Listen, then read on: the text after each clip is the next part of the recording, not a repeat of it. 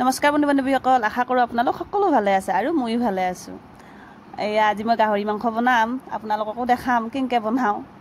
আৰু যিগিলাকে খায় সেইগিলাকে ভালকৈ বনোৱেই বাৰু। এয়া পিঁয়াজ দিলোঁ, তাৰপিছত মাংসখিনি দিলোঁ, মাংস অলপ ভাজি উঠি তাৰপিছত আলুখিনি দি দিলোঁ।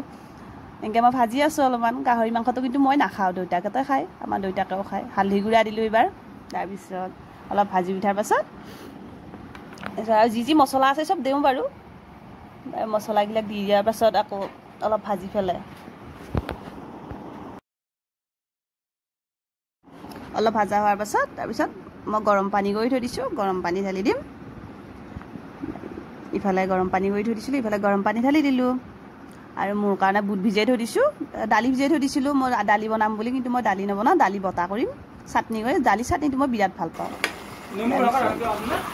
এইফালে মাছ ভাজি থৈছোঁ আগতে মোৰ কাৰণে, তথাপি দেউতাহঁতক দিম দিছোঁ বাৰু। ইফালে মোৰ মাংস হৈ গ'ল। মাংসৰ কালাৰটো কেনেকুৱা হৈছিল? নিমখ চিমখ হৈছিলে না?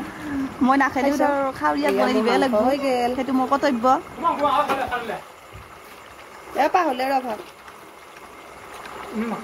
মাংস কেনেকুৱা হৈছে মালিকে বোলে টেষ্ট কৰি, মালিকক টেষ্ট কৰিব দিলোঁ কেনেকুৱা হৈছে, খাই চাব দিছোঁ আনিয়ে। ইফালে মাংস হৈ গ'ল, ভাত হৈ গ'ল। এয়া ভাত, এয়া নেমু টেঙা, ইফালে বুটটো মই বেছি ভাল পাওঁ, আৰু ইফালে মাছ, ইফালে চাটনি, ইফালে মাংস। আজি ভিডিঅ'টো ইমানেই।